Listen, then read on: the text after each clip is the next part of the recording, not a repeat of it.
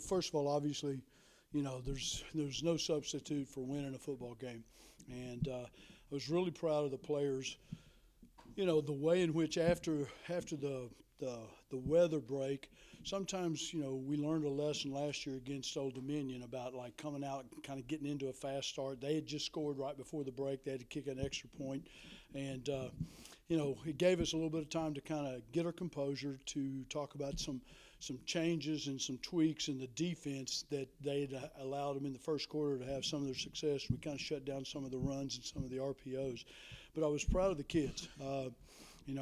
Winning isn't easy. I mean, nobody shows up and just gives you a victory, and I don't care who it is. And I was proud of the way that the guys competed tonight. I told them in the locker room after the game, that two people really stood out. One was Tony Gator. I mean, it was a huge, gigantic, big play. James Villano, our special teams coordinator, we talk all week long, every day, about all the different things that we put in, and we just felt like that maybe having a second punt returner back, because of a little bit of their punter, he would look at where the returner was, and he would try to kick away from the returner. So you got Maurice Alexander back there, who's pretty dangerous with the punt. And so, I don't think it was a good kick, but I do think he was trying to kick it away, and it was short, and Tony was in the right position, got it down the sidelines. I told him I almost would take his scholarship away for pitching the ball to Profit. I mean, that's the first ball he's caught in 2.5 years, in practice and in games and stuff like that. I'm just teasing that. But that was kind of a little bit of a dangerous thing to do. I'd rather taking the ball at the 1-yard line than getting a touchdown. And, I thought that was good. And then I thought that Kalen, he did exactly what he did a week ago. He was never, the game was never bigger than him. The motion and being ahead, being behind, he just went out and did his job. And obviously his legs gave him a lot of dangerous plays that makes it very difficult for a defense if you want to try to stack the box and you want to try to stop all the inside runs and some of those things with some of the running backs. He can put some danger on there. I thought he made some plays. He extended with his legs and made some completions, scrambling out of the pocket. And from that standpoint, I thought that he did a good job.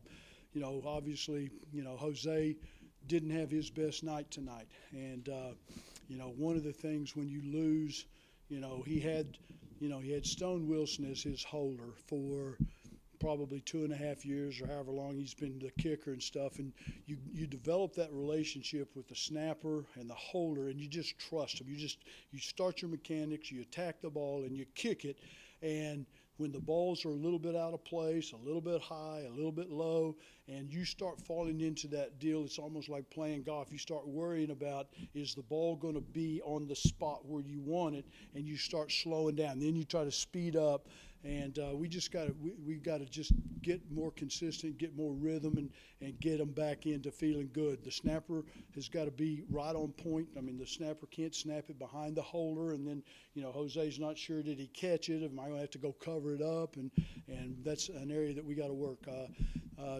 Tommy Heatherly again tonight, just like he's done, in last game. He flipped the field position a couple of times with some unbelievably great punts, and the hang time is good, the distance is good, the coverage has been very good. So from that standpoint, and then Jose tonight, kicking off, which we hadn't really intended for him to potentially be the kickoff guy this year, but he's done so good during training camp that it's 3, 4, 5 yards into the end zone, 2 yards, but the hang time is good, and it puts a lot of stress on the returner to decide whether or not, do you really want to try to bring it out, or do you want to just take a knee and take a touchback. So it's a good win, and we got to continue to get better. It's a short week, and like I told him, I said, we're going to be on the plane flying out to Louisiana Tech, on Thursday with a Friday night game. So, enjoy tonight and enjoy the victory, and then tomorrow come in, and it's all about La Tech tomorrow.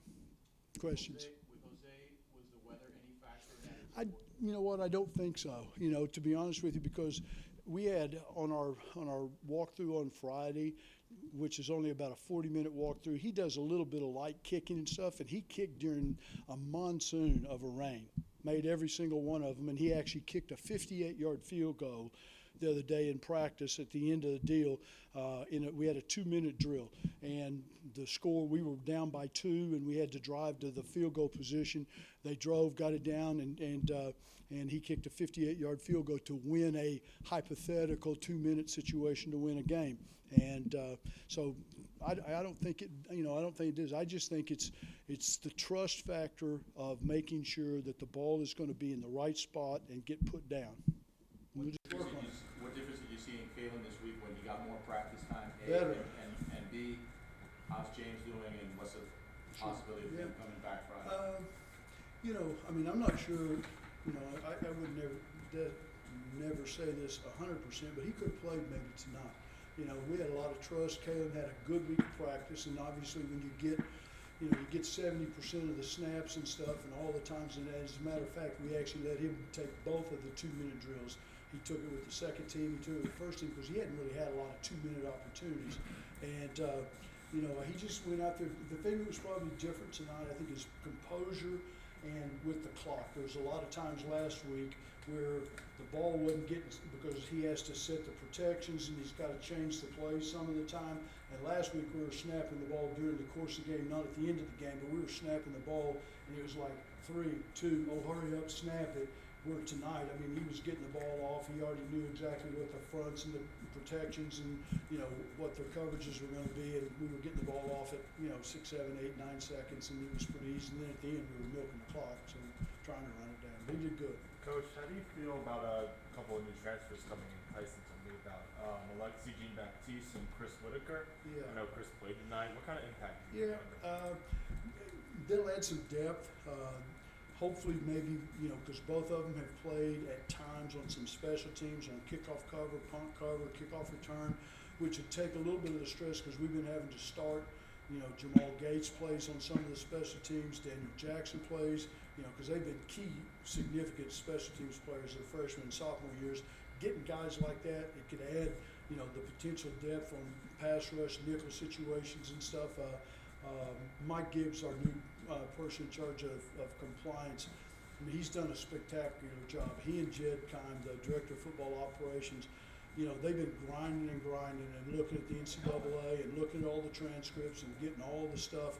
And, when Mike came on board about 2.5, 3 weeks ago, he's just done a phenomenal job. And he's had success at places where he's been before of like, let's look at this avenue, let's look at this avenue. And, it helps your football team. It helps you depth. It helps guys get an opportunity instead of having to set out for an entire year. And there's a possibility we may get a couple of other guys in the next week or so. So, it just adds to the depth and adds to the energy of the football team. But it's good to have them out there. Kalen had 191 yards. Who rushing did? tonight. Kalen? Yeah. Jones and Maxwell couldn't really find a lot of room there tonight running the ball. Say it again. Jones and Maxwell, they couldn't Yeah. find a lot of room to run tonight. Why do you think that was? They were packing the box. They were not going to let those guys. And, that'll change, because people now, obviously, they're going to have to take a look at Kalen and go, we better make sure, because if you uncount for the quarterback, which people have done for the last couple of years, it'll make it a little bit more dangerous with the running backs as soon as they start saying, well, we can't overload the box. So we'll see how that plays out. Sage Lewis made a pretty impressive catch today. So my question is that something that he's shown? We know he's known for tackles. Has he shown that type of hands in practice, or was it It's surprising? the single biggest improvement in everything about his game is playing in coverages. He has always been electric at running, chasing the ball inside the box, whether it was a Will linebacker 2 years ago when Anthony Went was here, him going to Mike last year. He has made unbelievable improvement as far as his man coverage, his zone coverage. The play that he caught, that was in zone, and he did a phenomenal job, because he looked at the quarterback, tried to look him off because they had 2 wide receivers going down the field, and as soon as the quarterback's head went back, you could see him flip his hips and go, and he just made a great interception. It was it's something that you like. When kids get to be seniors, the one thing that you'd like to see all of them do is to improve their game. And find out the things that they need to get better at, and he's done a great job at that.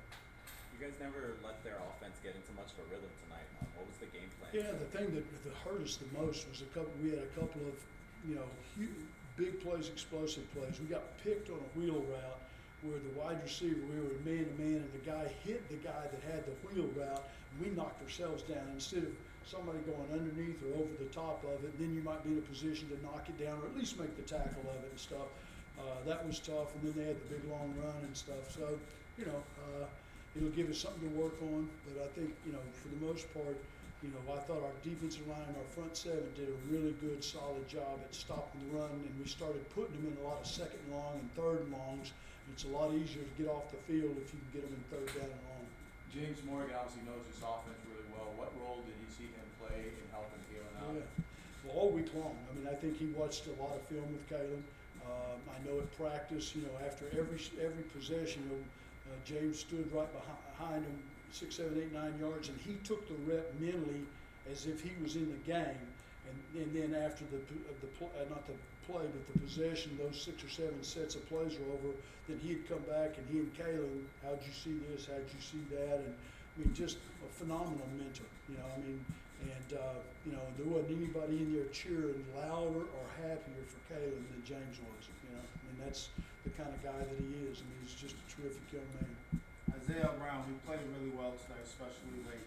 He had a key tackle in the fourth quarter that basically just stopped the momentum for New Hampshire. What do you have to tell me about him?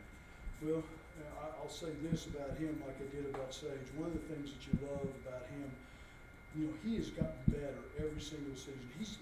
There's been this unbelievable amount of talent. He's got speed, he's flip his hips, he can do all these kinds of things. But one of the things that separates the good corners from the great corners, a lot of guys can cover, a lot of guys can run. Can they be physical? Whether it's a jailbreak bubble screen, can they come flying up and make a tackle? Can they take on blockers and set the edge of the defense and make it cut back to the linebackers or the internal, pursuit by the safeties? And I give a lot of credit to Ike, and I give a lot of credit to Stanton. Last week he did the same thing, and we're blessed to have 2 physically and very talented corners that love to compete, love to play, and he had a good night tonight. After Jose missed his second field goal, we saw Eston warming up on the sideline. Was there ever a point where you thought about bringing him in? No. I mean, maybe if he'd have missed another one, maybe just, psychologically to take the stress and the pressure off of him. But, if you've ever played golf and you miss a couple of 3-footers, the last thing you want to do is don't putt 3-footers. You got to go out and make them. And, he went out and made a couple of extra points, made the field goal there at the end of the game, and get his mental rhythm back on state. He's an excellent kicker. He really, truly is. And, he was in a slump, and hopefully tonight he broke that slump, and we'll never see him miss another one again. Have you had a guy at quarterback that's this athletic, that runs at RPO, and how exciting is it to have somebody that can do that? It opens up different opportunities, obviously his legs is some danger for them, just like when James was the quarterback, they're scared to death that he's going to throw for 450 yards and 5 touchdowns, everybody, you got to play to the strength of the guys that you got on the field, whether it's quarterbacks or running backs or offensive line, everybody, you try to put them in a position to have success. I call that coaching. Thank you, Coach. Thank you, guys. Say you want to go first?